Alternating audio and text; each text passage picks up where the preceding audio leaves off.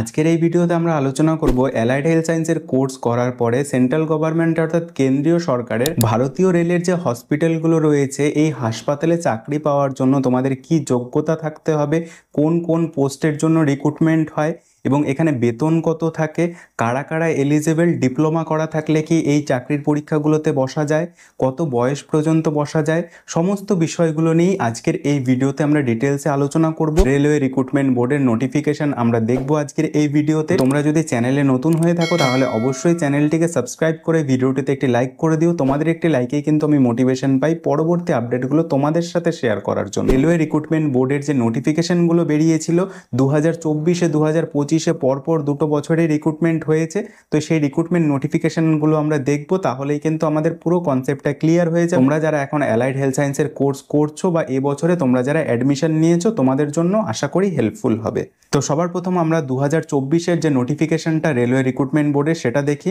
এখানে ভ্যারিয়াস পোস্টের জন্য প্যারামেডিক্যাল ক্যাটাগরির রিক্রুটমেন্ট বেরিয়েছিল।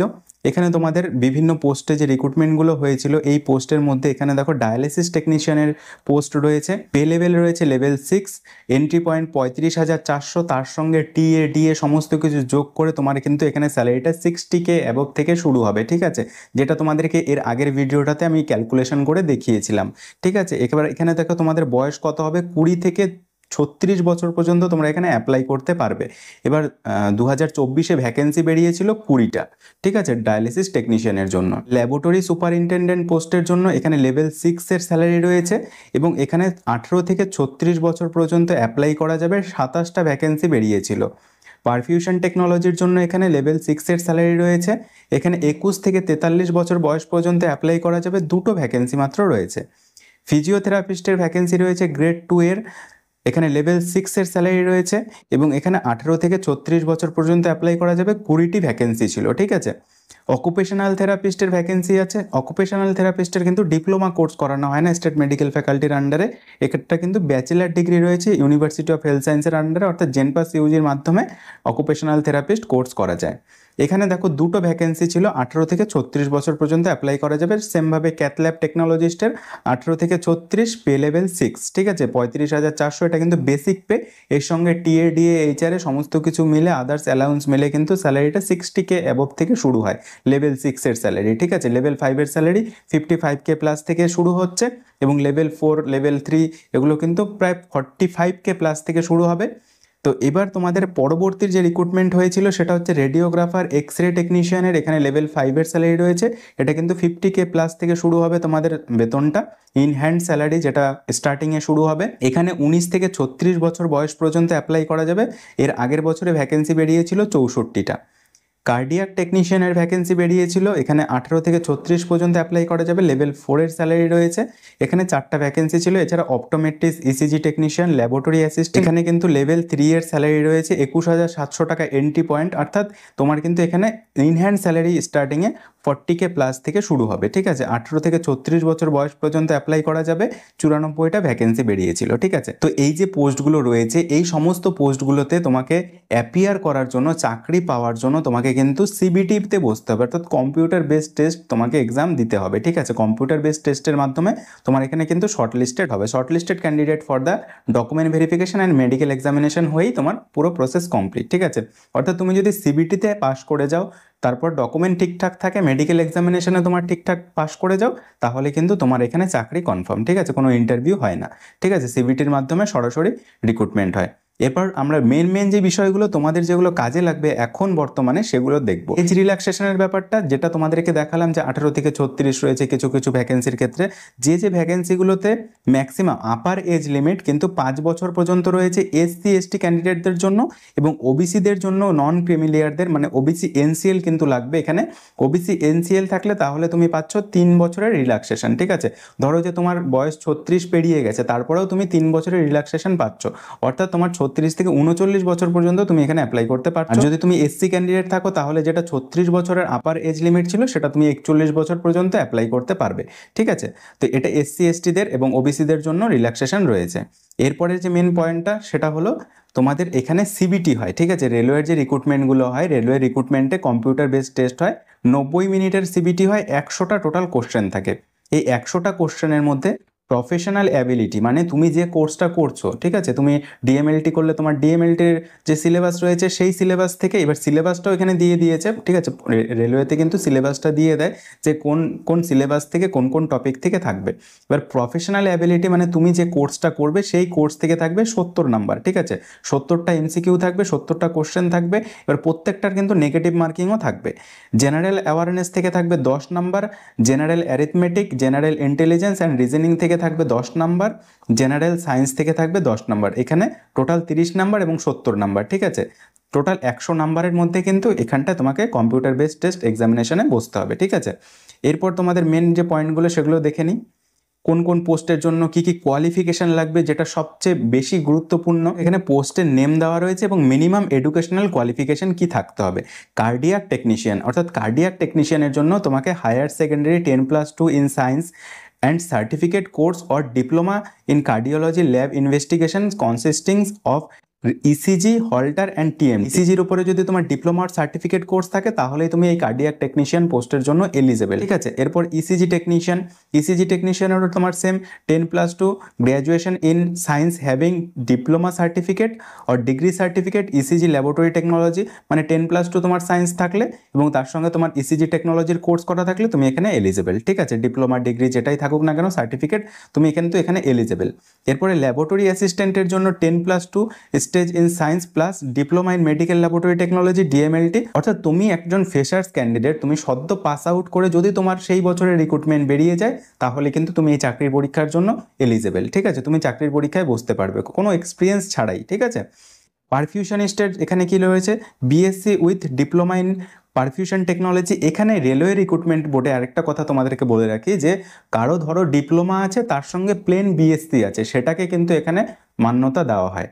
অর্থাৎ তোমার ধরো যে তোমার বিএসসি কোর্স করা আছে, বিএসসি যে কোনো লাইফ সায়েন্সের উপরে জুওলজি, বোটানি, মাইক্রোবায়োলজি, বায়োটেকনোলজি যে কোনো সাবজেক্টের উপরে বিএসসি করা আছে, তার সঙ্গে ডিপ্লোমা ইন পারফিউশন টেকনোলজি, মানে এখানে বলেছে ডিপ্লোমা ইন পারফিউশন টেকনোলজি অথবা BSc in 3 year experience cardio pulmonary pump technician, মানে এখানটায় যদি তোমার বিএসসি থাকে তার সঙ্গে যদি তোমার ডিপ্লোমা কোর্স থাকে তাহলে তুমি এলিজেবল, ঠিক আছে। ফিজিওথেরাপিস্ট গ্রেড 2, ফিজিওথেরাপিস্ট গ্রেড 2 এর জন্য bachelor degree in physiotherapy from a recognised university, 2 year practical experience in physiotherapy from a government private hospital at least 100 bed, ঠিক আছে। এখানে কিন্তু ডিপ্লোমা থাকলে অ্যাপ্লাই করা যাচ্ছে না, ঠিক আছে, ফিজিওথেরাপিস্টের ক্ষেত্রে। রেডিওগ্রাফার, এক্স রে টেকনিশিয়ান, এবার রেডিওগ্রাফারের যে ভ্যাকেন্সি রয়েছে এখানে 10+2 physics and chemistry and diploma in radiology course, X ray technician course অথবা রেডিও ডায়াগনস্টিক টেকনোলজি 2 বছরের ডিপ্লোমা কোর্স থাকলেই তুমি এখানে অ্যাপ্লাই করতে পারছো, ঠিক আছে। এরপরের পোস্ট রয়েছে ডায়ালিসিস টেকনিশিয়ানের জন্য তোমার কি যোগ্যতা লাগবে, BSc plus diploma in haemodialysis. ওই যে যেটা বললাম যে BSc plus diploma in haemodialysis, মানে তোমার ডায়ালিসিসের উপরে যদি কোর্স করা থাকে তার সঙ্গে যদি তোমার বিএসসি থাকে অথবা 2 বছরের এক্সপিরিয়েন্স থাকলে তুমি এলিজেবল, ঠিক আছে। তোমার যদি বিএসসি করা তার সঙ্গে যদি ডিপ্লোমা থাকে তাহলে তুমি এই যে রেলওয়ের পোস্টগুলো রয়েছে এখানে কিন্তু বিএসসিটা তোমার কাজে লাগে, ঠিক আছে। অপটোমেট্রিস্টের জন্য same BSc optometry or diploma in ophthalmic technician course করা থাকলে তুমি এলিজেবল। ল্যাবরেটরি সুপারিনটেন্ডেন্ট পোস্টের জন্য তোমার এখানে কিন্তু লেভেল 6 এর যে স্যালারি রয়েছে, এই লেভেল 6 এ তোমাকে কি বলেছে এটা একটু ভালোভাবে দেখো, যারা ডিএমএলটি বিএমএলটি স্টুডেন্ট রয়েছে। বিএসসি যদি তোমার থাকে, BSc with biochemistry, microbiology, life সায়েন্সের উপরে যে কোনো বিষয়ে যদি বিএসসি করা থাকে অথবা BSc with chemistry and BSc as main or optional subject হিসাবে যদি তোমার থাকে, মানে তুমি যদি পার্টস কোর্স নিয়েও যদি পড়াশোনা করো সেখানে যদি তোমার লাইফ সায়েন্সের কোনো সাবজেক্ট থাকে, subsidiary subject or equivalent plus diploma in medical laboratory technology DMLT, মানে তোমার যে কোনো একটা বিষয়ে গ্র্যাজুয়েশন তার সঙ্গে ডিএমএলটি যদি থাকে তাহলে তুমি এই পোস্টটার জন্য এলিজেবল। তার মানে তোমার যদি বিএসসি করা থাকে, যদি কোনো ক্যান্ডিডেটের বিএসসি করা থাকে সে কিন্তু তার সাথে ডিএমএলটি করা থাকলে সে ল্যাবরেটরি সুপারিনটেন্ডেন্ট পোস্টের জন্য এলিজেবল। অথবা তোমাকে এখানে কি বলেছে, BSc in medical laboratory technology from a recognised institution, অর্থাৎ বিএমএলটি। বিএসসি উইথ ডিএমএলটি যদি থাকে তাহলে তোমার হচ্ছে, অথবা যদি তোমার ডিরেক্ট বিএমএলটি থাকে তাহলে তুমি এখানে অ্যাপ্লাই করার জন্য এলিজেবল, ঠিক আছে, বুঝতে পারলে আশা করি। ক্যাথ ল্যাব টেকনিশিয়ানের জন্য কি লাগবে, BSc and diploma from a reputed cardiac lab in cardiac professional cath lab work or 2 year house training experience, ঠিক আছে। অকুপেশনাল থেরাপিস্টেরও 10+2 science and diploma or degree in occupational therapist, কোনো এক্সপিরিয়েন্সের প্রয়োজন নেই, ঠিক আছে। তো এবার বিভিন্ন জায়গায় কোন আরআরবিতে, মানে আরআরবির তো প্রত্যেকটা আরআরবির আলাদা আলাদাভাবে জোন থাকে, তো সেই জোন অনুযায়ী এখানটায় ভাগ করে দিয়েছে যে কোন জোনে কতগুলো ভ্যাকেন্সি রয়েছে, ঠিক আছে। আরআরবি শিলিগুড়ি রয়েছে, আরআরবি মালদা রয়েছে, আরআরবি কলকাতা রয়েছে আমাদের ওয়েস্ট বেঙ্গলের মধ্যে, ঠিক আছে। তো এই আরআরবিগুলোতে তোমরা অ্যাপ্লাই করতে পারবে, ঠিক আছে। এবার কার্ডিয়াক টেকনিশিয়ানের কি সিলেবাস থাকবে সেটা এখানে দিয়ে দিয়েছে, ডায়ালিসিস টেকনিশিয়ানের কী সিলেবাস থাকবে সেটা দিয়ে দিয়েছে, ল্যাবরেটরি সুপারিনটেন্ডেন্টের কী সিলেবাস থাকবে, অপটোমেট্রিস্ট, পারফিউশনিস্ট, ফিজিওথেরাপিস্টের প্রত্যেকটা আলাদা আলাদা কোর্সের সিলেবাস বলা রয়েছে। রেডিওগ্রাফার, এক্স রে টেকনিশিয়ানের কী সিলেবাস রয়েছে, ECG, laboratory assistant, occupational therapist, cath lab technician, তোমাদের সিলেবাসটা কী রয়েছে এটা কিন্তু পরিষ্কার বলা রয়েছে। এবার এখানে যে কমন ফর অল পোস্ট, যে এটা 70 নাম্বার, এই সিলেবাসটা হচ্ছে 70 নাম্বারের জন্য, আর এটা হচ্ছে তোমার 30 নাম্বারের জন্য, ঠিক আছে। 100 নাম্বারের মধ্যে এই 30 নাম্বারের মধ্যে দেখো general arithmetic, general intelligence and reasoning, general awareness, general science, এইগুলো থেকে এই সিলেবাসটা কিন্তু তোমার 30 নাম্বার যে রয়েছে সেই 30 নাম্বারের মধ্যে এই সিলেবাসটা তোমাকে কমপ্লিট করতে হবে, ঠিক আছে।